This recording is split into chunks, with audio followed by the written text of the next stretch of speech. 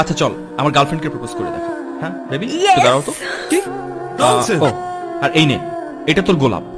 চল প্রপোজ কর। ওকে কর, প্রপোজ কর। আর শোন, হারলে কিন্তু ডিনার বুফে। ওকে, মানে কি এসবের? ডান। ডান।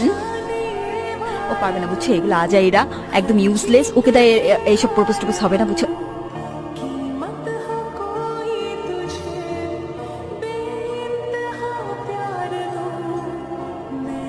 ভিডিও করো।